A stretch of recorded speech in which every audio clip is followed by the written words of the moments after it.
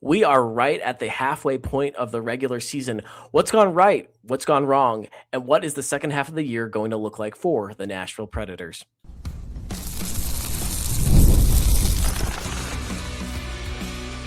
You're Locked On Predators, your daily podcast on the Nashville Predators, part of the Locked On Podcast Network, your team every day.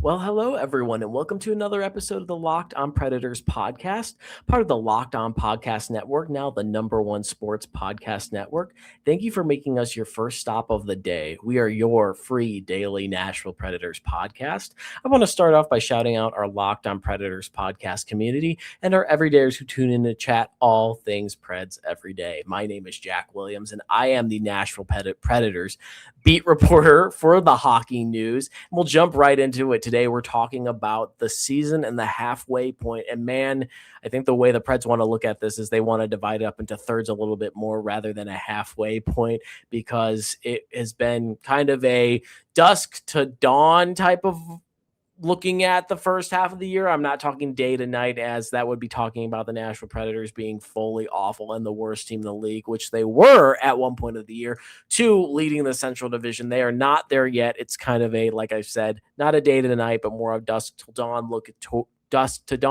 look of it right now.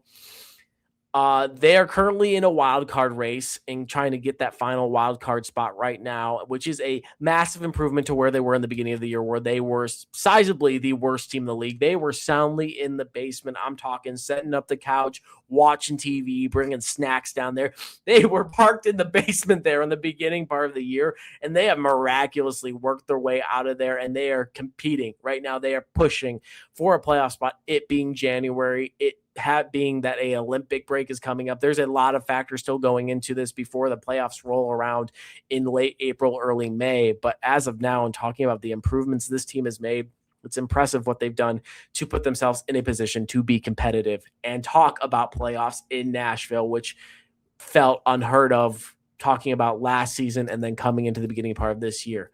But today, we'll talk about what was done well in that first half of the season, what went wrong in the first half of the season, and what shouldn't be carried over into that second half of the year. And then talking about the second half of the year, what needs to be done for them to stay focused and possibly end up in the Stanley Cup playoffs. But talking about what went well, we'll give you the good news first and what looks good in the beginning part of the year there. We have to talk about some guys that just played consistently.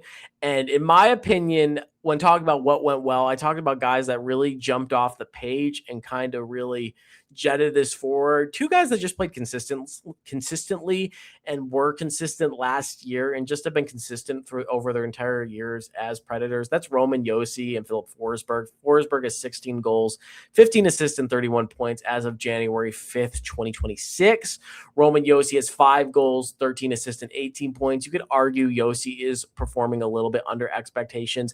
I didn't want to put him in the category of something that's gone bad, because he has not played bad at all. He's also spent the part of the year injured. He came into the season with a POTS diagnosis and was able to come back to camp healthy and ready to perform. So he's been through a lot. He's been performing a little bit under expectations, but I don't think it's negative enough to put him into a category that's been playing as bad. And then Forsberg's just playing consistently well. I don't think he's jumped off the page. I think he's just been consistent, and he plays consistently good. He's in a peak prime area of his career right now, and he's just been playing well. These two guys have been playing, I've said it over and over again already, but they've been consistent, and I don't think they jet off the page right now, but they're doing what they need to do, and they've been doing what they have been doing in Nashville over their entire careers, which has just been bright, sound, huge spots during their time. But guys that have jumped off the page this year really have contributed to what's been done well in the early part of the season here. Starting off with a guy that has kind of encapsulated this turnaround to the fullest, that's Steven Stamkos. He started off the year really, really poor. I mean, I'm talking like less than 5 points in the first month of play. Just looked like he was ready to truly retire, looking like he was not going to be in the with this team into October, November, like wanting a trade out for his sake, and the Predators looking to shop him a little bit more. He's completely turned that around now. He has 18 goals and 19 assists for 28 points. He's on a 56-point pace right now. In my personal opinion, I think that's going to spike up a bunch. I think he's just going to continue producing. I think his game is just going to continue ramping up. I think he's finally found his spark and what his identity is to his team. If we're looking at it kind of in a philosophical way, or kind of stepping outside the sense of like X's and O's, I think he was kind of on the sense of he was playing the Steven Stamkos identity that he was in Tampa, and kind of trying to get goals in the spots that he was in Tampa, where he was kind of trying to get those one-timer shots. He was trying to get those really nice looking goals. He was trying to look like a superstar, essentially. I think that trying to put that pressure on himself and stepping up into that role coming into Nashville really limited himself a little bit more. And he kind of had to adapt to this identity, which he's at now, of I need to find different ways to score. I need to simplize my game. That's not a word. I think I need to make my game a little bit more simple and just find ways to grab goals wherever he can. And that being going to the net, getting goals off of rebounds, finding those garbage goals. And that is where he's excelled. That 4-goal game he had against the St. Louis Blues, the 7-2 win, it was just goals off of rebounds. It was goals right in front of the net. He's not doing anything too flashy, but he's finding the back of the net and showing that he still has a scoring sense of them, and he can still completely score the puck. Absolutely. So, I mean, that has been just crucial in talking about his turnaround and how big he's been to this team this year, and just encapsulating, like I said, the team's ability to say, hey, we need to do something right now. We need to turn around this completely. And he has just adapted that identity of the Nashville Predators and the story that's becoming just a believe of sense and leading them into what could possibly be a playoff spot. Someone who has had another fantastic story this year has been Luke Evangelista, talking about the drama that he went through. And I have to like blaze through these, so I apologize if I am talking too fast, but I got a long list here of guys that have been good to the Predators this year and what's been going well, especially now. Luke Evangelista talking about the postseason drama, not the postseason drama, the off-season drama with the contract and declining the original offer, and then the kind of stalemate that was going on, the negotiations, him missing out on training camp in the beginning part of it, I believe, coming in later in the preseason and eventually getting going and getting a contract signed. And then the drama with the sign that was along the glass saying, live up to your contract or get out of here. And essentially, rightfully so, the fans not agreeing with that, and that being just a kind of standout opinion from one fan. And then him really just buying that in and then just taking that in. He has 6 goals, 24 assists, and 30 points, playing on that top line there and just showing he's a part of this future of young guys that are working with the veterans to be a part of this rebuild and slowly usher in the younger guys while the veterans are helping build that more. They don't want these younger guys to be the guys more so scoring as much. Obviously, you want to see these young guys being able to put the puck in the back of the net, but they want the young guys to be part of being playmakers, setting up success and being a part of that as a whole. They don't want to be just pawns being set in and just being any guy can be put in this position. We're just going to put younger guys here. They want these younger guys to make up the identity, and Evangelista has been a massive part of that. He has been huge this year. And it's just got to feel good for his confidence, especially the way things had gone in the offseason with the contract negotiations. It's got to feel good for Luke Evangelista. He's been a great part of what's been going well with this team. Someone who's been so consistent with everything through last year and then into this year, that is Ryan O'Reilly. I mean, man, he's been kind of a pseudo-captain for this team. Roman Josi is the captain of this team completely. And Ryan O'Reilly is an assistant captain, but man, he has just taken this by the bootstraps this year, and he's grinded through it, especially with the trade rumors as well, which again, I just don't understand, especially the way that he conducts himself and the way he talks about this team. I don't know how that comes about and onto mine, especially these experts saying that he wants to leave. He's been so invested in turning this around and wanting to focus on this team. He's been more critical of his own game rather than anything with the Predators going on right now. So when those trade rumors of him wanting to leave came up, and then the whole thing of like the toxic energy in this team, like it didn't make any sense because Ryan O'Reilly's just been so committed to this straightforward and wanting to turn this around, and has been really just the driving force of this all, that when they started playing well, it made sense that he's been kind of the center of that success. He's 11 goals, 24 assists, 35 points throughout the season. He has just been the motor to this. He has been the driving force to all of this right now. Ryan O'Reilly's just been so critical to this team's success when we're talking about on and off the ice. Again, I didn't understand the trade rumors. I still don't.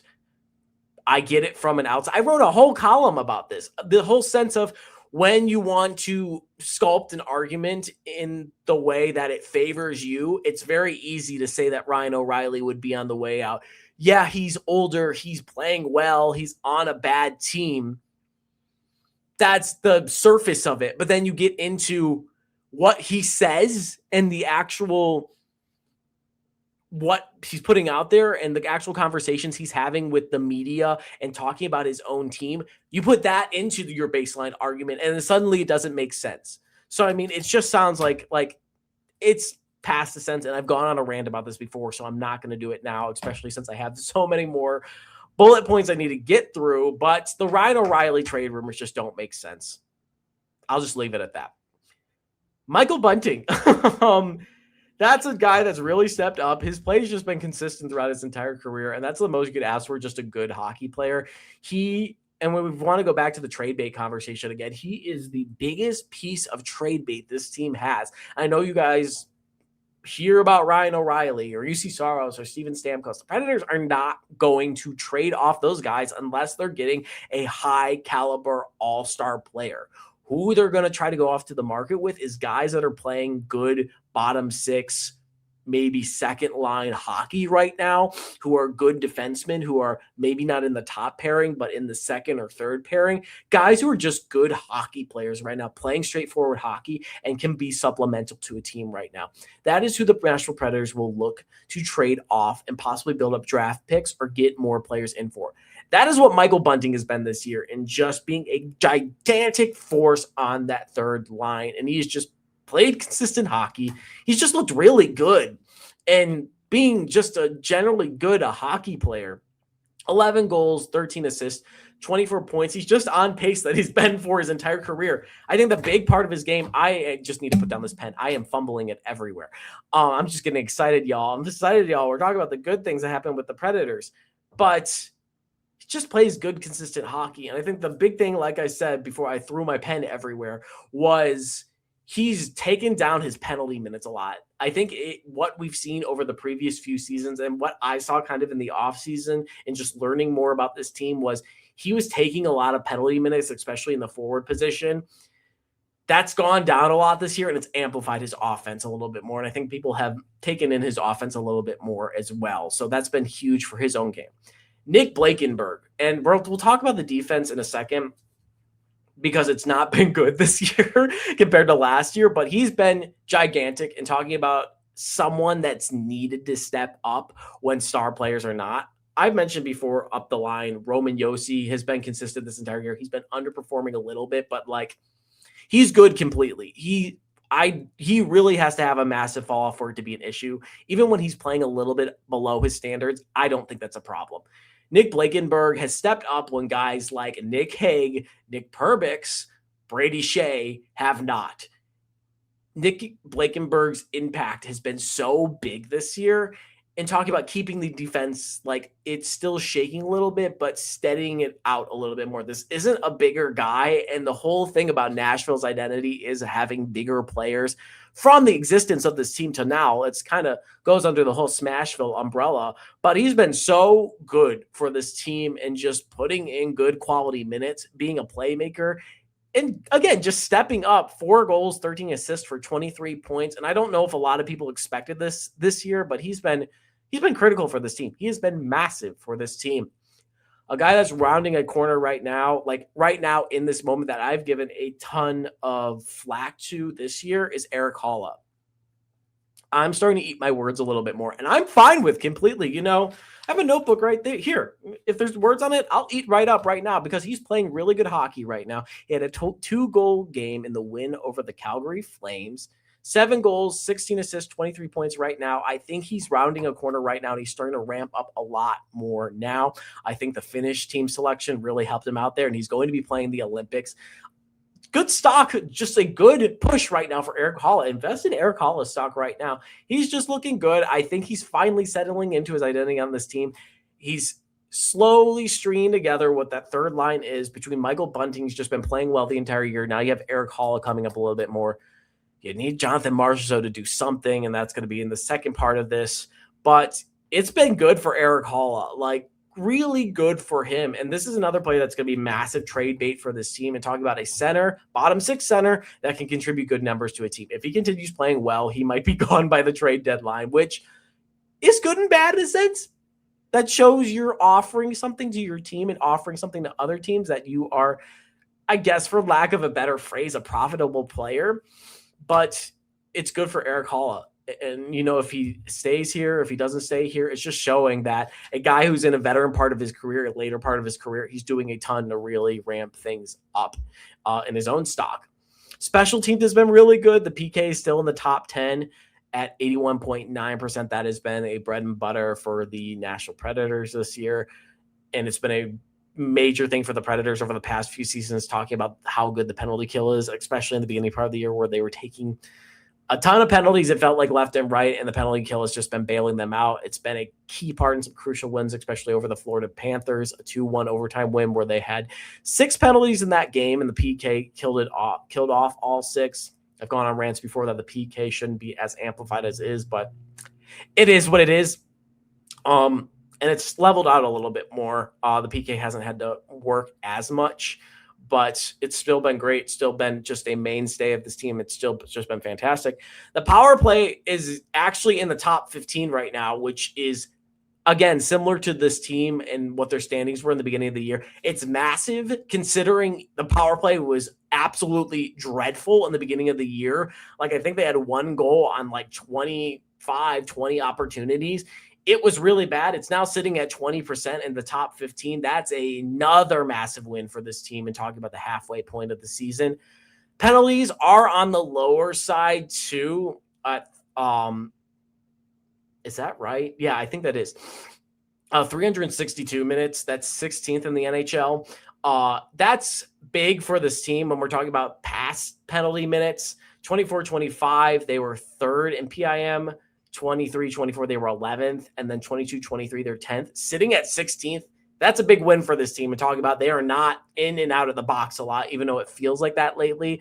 But they're in a good-looking position right now and sitting in 16th for penalties right now. See if that number can go a little bit lower. But it's just showing that the penalties aren't a big part of their identity. I think I discussed that in an article over the summer, how big fighting is their identity. That's down this year, and it's showing that this team doesn't need to be as aggressive, especially just going in and out of the box to be successful. Saros has been big. I've talked a lot about him this year. I'm just rolling through the segment, guys, because I have so much to talk about. But as we know, UC Saros has been fantastic this year. He's been consistent. He had a little bit of a blip there in the beginning of the year, but has kind of reclaimed those numbers a little bit more. He's 13-3, a 2.93 goals against average. So he's finally gotten that goals against average below 3, and he's still fighting to get that save percentage at .900. He's at 8.896% right now. Just consistent, just a consistent player, making up for all the contract nonsense we heard earlier about that long offer he had. But it looks good for Saros. The young guys have been really critical to this team. Matthew Wood, Ozzy Weisblatt, Reed Schaefer, putting in some good minutes right now. We will talk about kind of another part of that in the second segment, but we're getting good production from those guys. Some of them unexpected production, especially having Matthew Wood score a hat trick. Weisblatt just having such a strong impact on the physical side of things. And then Reed Schaefer scoring so quickly into his career, then getting in a fight in that same game. Young guys have been very productive. And then again, wrapping this segment up, they've worked themselves into a wild card position, competitive, and now they have a chance to push for the playoffs. We will talk about that more in the final segment, but that is all the good that's happened. And that was a 20-minute first segment. So if anything, that shows just how good things have gone in the second half of the year. And we have a ton to talk about of them turning everything around, but a lot of good to talk about. And that's not a bad thing at all when we're talking about the place that this team was in. But when we get back, we will talk about the bad news, the bad and what was kind of rough in the first half of this year, and how all of that can be improved. That is coming up after the break.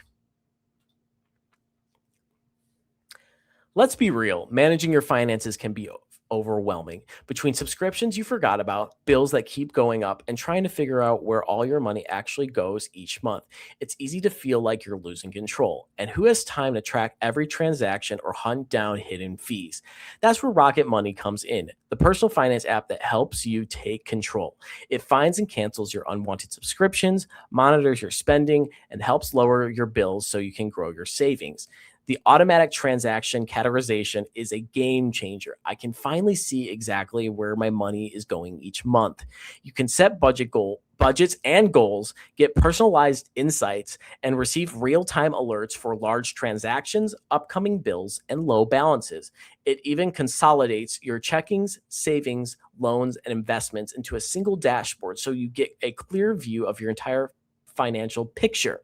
Let Rocket Money help you reach your financial goals faster. Join at rocketmoney.com/locked on. That's rocketmoney.com/locked on.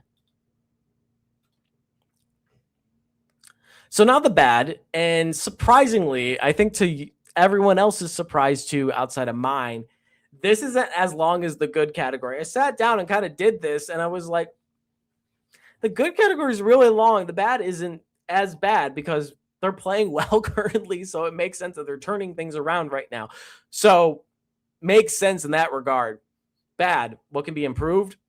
Start of the season. Start of the season was awful. I don't know what the line is with things I can say when with cussing and stuff like that. So I'm not going to even toe that at all. Just shoots and darns here. But start of the season was really bad, 6-12-4, and it was a whole thing of they couldn't figure out what they were doing bad, and then suddenly everything clicked into place. It was kind of like a seatbelt, and they had one end here, and it's kind of going like this, and then they finally clicked together. But that was the bad in the moment. We'll talk about the bad, not bad in the moment, but bad earlier on in the first half of the year. We'll talk about what's not going well right now that can be improved instead of talking about like all the way what was happening in October and November. It's currently January, so we'll not stay in the past for too long, but getting behind the ball early, and we're talking about them going down early.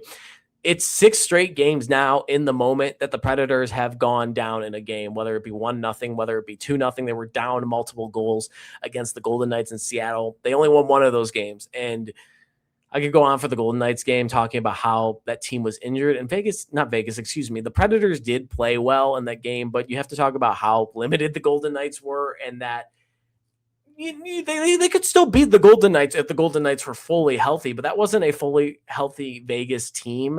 And if you're going down in a hole against a team, if that situation was where they were fully healthy, it might have been a completely different game. But in this stretch where they've gone down, 6 straight games where they've gone down in the earlier part of the game, given up the first goal, they're 4-2 in that stretch. The losses are to Seattle and to St. Louis. And it's good that this team can come back, but it's more so about you need to be starting the game off on the right foot instead of starting off on the wrong foot and then immediately putting yourself in the position to, okay, now we have to battle back again.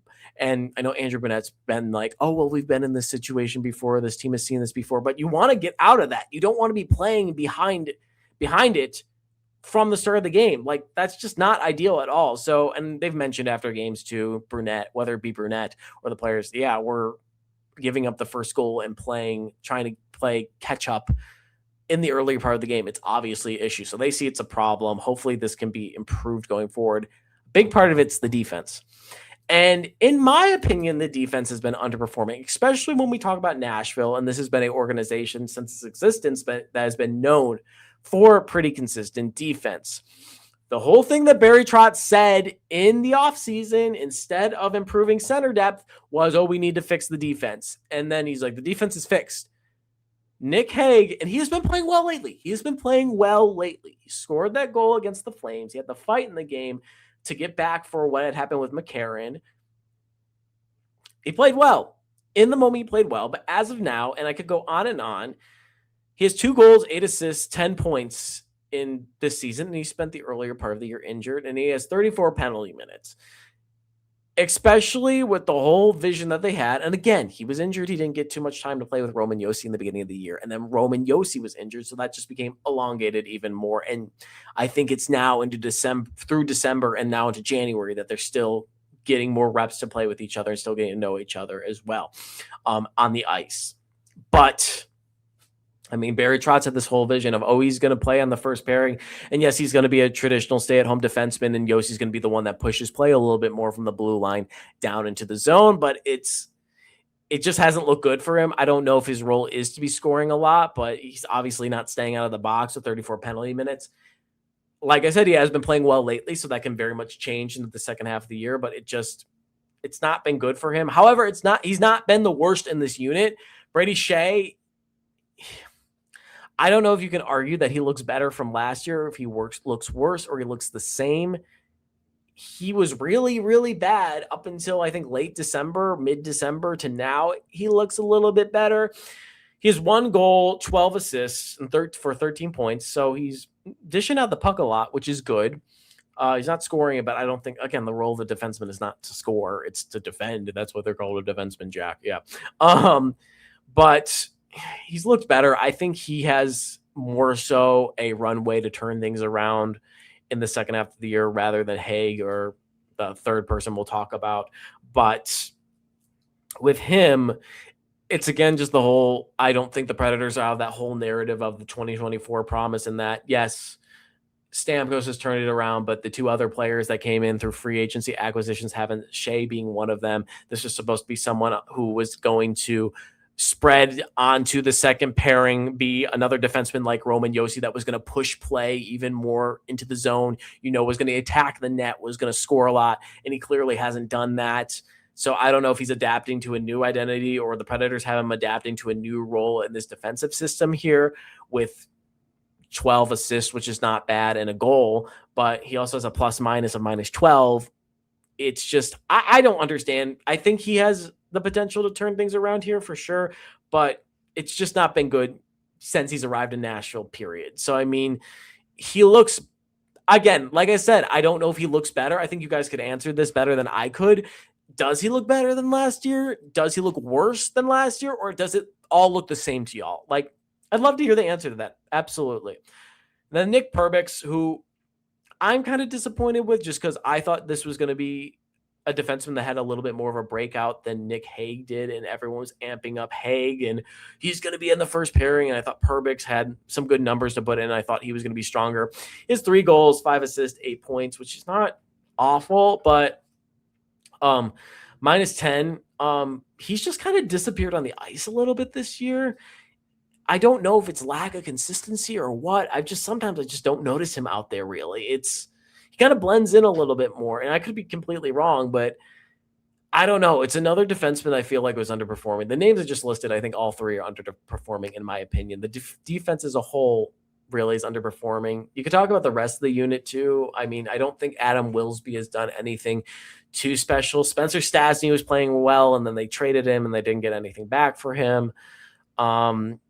Roman Josi's been playing like a little bit underperforming, but again, like I said, like it's nothing bad. Like he's still a really, really elite player, really good hockey player. And then Nick Blankenberg has been the guy that stepped up for them. So I don't know. The defense has been really weird. I just screamed into the mic. I apologize, but it's been interesting with the defense. Another thing that needs to improve, another player that needs to improve is Jonathan Marchessault, like immensely. Like I looked at his plus-minus, and I didn't realize it was as bad as it was. He's a plus-minus of -18. That is the 6th lowest plus-minus in the NHL. Out of everybody playing the NHL, he's the 6th lowest in the NHL. Plus-minus, -18. And there's still ways to redeem that because Brady Shea was there earlier, and he has a -12 now, which is not in the bottom 6, but I think it's like in the bottom like 50. So it's not good still, but he's lifted himself a little bit more. But Marchessault has 7 goals, 3 assists, and 10 points. He is currently on a pace for 20 points, which would be his lowest single season total since 2015-2016 when he was with Tampa Bay. He played 45 games. He had 18 points. that wasn't a full 82 game season either for him. He just needs, I don't know what it is, because he seems like he is in scoring position, and he seems like he's the last piece on that line to get it really strung together. But I don't know. Maybe he's just hitting kind of that block in his career right now where he's doing everything he can. And he just doesn't know what's wrong. And that's kind of what I see too. There really isn't anything I see. Maybe, I don't know. He's just not getting the looks that he does. Maybe the scoring touch has just faded away a little bit. But if we've learned, Steven Stamkos was kind of in that position earlier in the year. He was able to get over that hump and starting to get going a little bit more. So I think there is still an opportunity for Marchessault to get going. But if he doesn't, it's the whole thing of, wow, this free agency signing from the 2024 offseason really is stinging us again. Like with Brady Shea, Steven Stamkos has redeemed that a little bit more. But that's not good. That's really not good, like reading that off. So that definitely needs to be improved going into the second half of the year. It's hard to talk about this next one because he's a good guy. He's young. I know he's a fan favorite. It's Fedor Svechkov. He was put in a role to center Steven Stamkos this year and potentially get Stamkos going. And I remember there was so much hype in the offseason in camp to see what Fedor Svechkov would do. And it was going to be a year where he was going to step up and jump into a higher role this year and really see his game break out. He has 7 goals. Oh, that's Marchessault. He has 2. Fedor Svechkov has 2 goals, 7 assists for 9 points. And again, it's just he had really high expectations here, and it's kind of fallen flat for him. Again, there's a whole second half of the year for him to turn it around. It's recognized by Brunette that he is struggling and his teammates struggling, that he is struggling. So they're trying to help him as much as he can, but it's rough to see it because he's a young player that does have a lot of potential still. There's a lot going for him, but man, like 9 points and just the hype that was built for him, it just doesn't look good. So, that's just something that needs to be turned around in the second half of the year. And it's rough to say that about him because he has a good heart and he has a good attitude and he's a fun player to be around and talk to. And I know a lot of fans like him, but that's just a rough stat line. And then another thing I had, which it could just be a me problem, is the high sticking penalties. There have been 7 calls this year. It's an unnatural trend compared to the stats that I had pulled up. You could see it in a later episode where I broke it down a little bit more, but the penalty stats from, I think it was 2010 to the cutoff line was 2021, but it was either a 10 or 15 year stat period that was logged by an individual on r/hockey that he had posted. And stick penalties like tripping, slashing, hooking are more common penalties. And I compared that to what the Predators penalty trends have been this year. And every one of them were common. Every one of these trends were common except for the high sticking penalties, which were uncommon compared to the league-wide trends over a 10 to 15 year span. It's just a bad penalty to take. Get your stick on the ice. I understand some of it is you're shooting or you're clearing and it goes up and it gets somebody in the nose or the mouth. That makes sense. That's fine. But other than that, get your stick on the ice. It sounds like my dad, but yeah, put your stick on the ice. And then the final thing I have is Trott's vision of it's the reason why he traded Spencer Stastny. He said, oh, we want to move young forwards up from Milwaukee into Nashville and get them involved. Well, and part of it is injuries. I understand that. Zach Leroux, he got injured. He got called up and then got injured. He was sent down the early part of the year. Didn't make the opening night roster. Was called up, didn't play because he was injured, and then got sent back down. He's healthy now, so he's playing. But then you have Joakim Kemell, who came up, sent back down, came up, didn't get played, and then sent back down. Reed Schaefer has been looking good. He's been looking good completely. Matthew Wood has been the 2 guys that have been really just consistently involved throughout the entire year. I think they wanted to get more time out of Ozzy Weisblatt for sure, but he got injured. So, that stinks that he got injured in his own. I think they wanted to get him more involved. But as of now, in the current situation that the Predators have, there's only 2 young guys involved in the system. That's Schaefer and Wood. And That's why you sent off Spencer Stasny, was to get more younger guys incorporated into the system. But you have 2 young guys in there right now. And again, I understand that there is injuries going on and that this isn't the original plan. That's how seasons work. Stuff happens. But I just don't get it right now. I just don't get it in the current moment that there are 2 young guys that are putting in there are 2 young guys putting in good minutes right now. But the whole thing was that, we sent a good playing defenseman that was young off because we want to get young guys into the forward system. And then that really isn't happening too much. There's the understanding that the team is playing well and you don't want to change too much in the moment. But there's guys down in Milwaukee that do deserve their chance. I mentioned Ryan Ufko a million times. He leads the AHL in scoring amongst defensemen. Lucchini, who has 27 points in 31 games at center, and the Carr, who has 22 points in 31 games. You have guys down there that deserve their chance. And Trotz talks about wanting to get the young guys incorporated with the system and into Nashville, but we're seeing just 2 young guys up here. You could argue Evangelista and Svechkov, but those have just become regulars up here. In the second half of the year, you want to see more Milwaukee guys get involved. And I understand the team's playing well and you want to keep that consistent and do that and continue doing what's going well. But it goes against what you originally said. And especially now when I don't think the seat is as hot anymore, but it's still room temperature. It's still lukewarm. You want to show that you're going to stand up to your word and show you're standing on your word and you're standing on business with what you said, especially sending off Spencer Stasny. But I want to talk about our Everyday Club. So thank you for making Locked On Predators your first listen of the day. Thank you for making Locked On the #1 sports podcast network. You already live your team every day. Now take it up a level and go ad-free. Join the Everyday Club today and get Locked On Predators with no interruptions, members-only Discord access, and more, all for just $5 a month or $50 a year. Go to lockedonpredators.supercast.com or check the link in the show notes to learn more. When we come back, and I've talked for so much this episode, that first segment was so long, we'll talk about what they need to do, the Nashville Predators being they, in the second half of the season to just continue rolling and possibly get into the playoffs.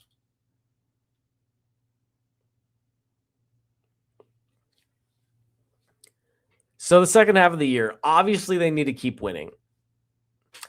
I don't think they're going to win 41 more games straight, but you could be wishful thinking. You could think that, absolutely. But I think the big focus with it is just staying consistent. And I think the big focus now is the Olympic break coming up and the games left before the Olympics, which is a 2-week break.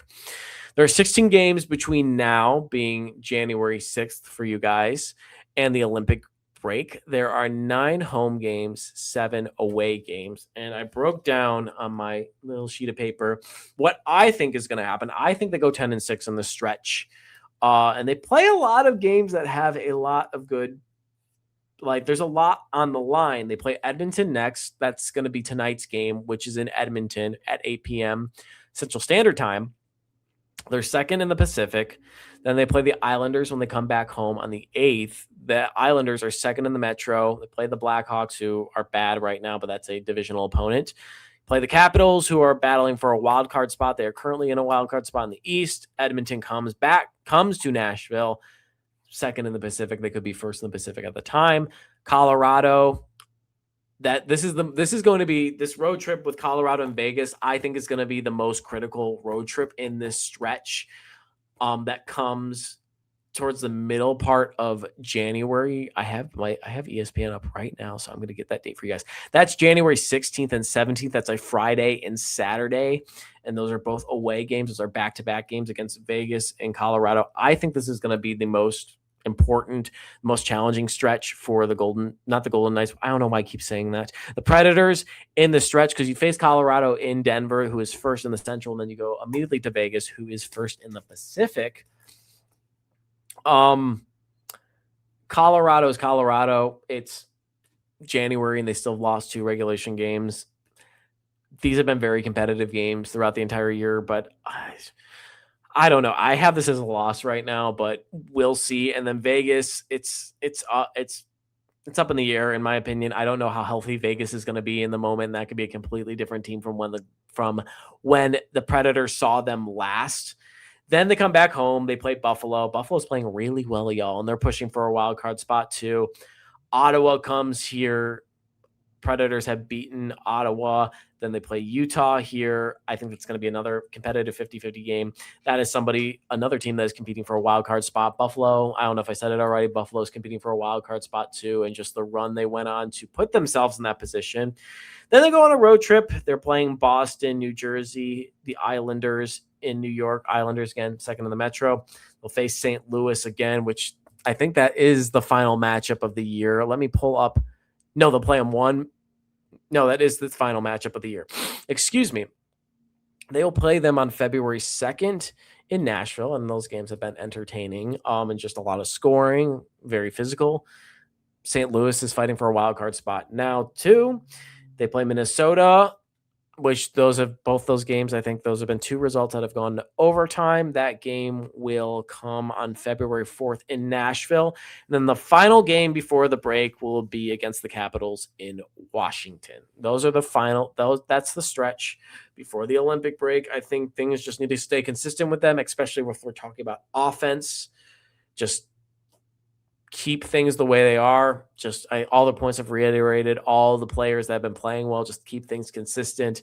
Marchessault needs to step up. The defense is the biggest thing. The defense needs to get better completely. The defense needs to start playing well and just being a part of this turnaround completely. And I think once the defense starts playing better, you're going to see a lot of things improve, like the high sticking penalties or the slow starts. I think all of that's going to pick up a little bit more completely. And then if we want to talk about trade splashes, maybe I think Bunting, Blankenberg, or Holla might be on the way out, in my opinion. But the big thing is for them to stay competitive, stay consistent, and consistency is the big thing. The standings are so tight right now, and if anything, if there's any room that they give, whether it be a string of losses or something like that, and they fall off, it could be the end of it in the moment, because it's so tight right now. The team in last in the West could jump up and end up getting into the wild card spot as well if they win and put some games together too, as we've seen with the Predators. It's competitive this year, and all the Predators can do right now is just play consistent hockey. Andrew Brunette once said, our game is day to day, meaning that what they want to do on the ice and compete is day to day. And they can't get too excited about stuff. They can't look straight forward. They're looking to just win each day. And that's the attitude they have to take into the second half of the season. That will do it. If you want to find all my stuff, you want to hear all my ramblings and more, I am Jack G. Williams on Twitter/X. You can find all my stuff, all my writing, and I cover the games. I'm at all the home games, excuse me.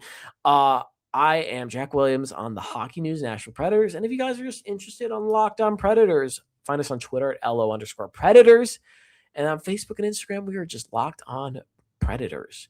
Thank you guys for joining me for another episode. As always, I'm very grateful to be chatting with y'all. Enjoy our conversations. Leave your comments, anything you're interested in. I am always reading them, always taking to heart what you guys are saying and seeing how I can improve stuff too, and what you guys want to hear more of. But I've rambled on for long enough. Looking forward to chatting with you guys again on another episode of the Locked On Predators podcast.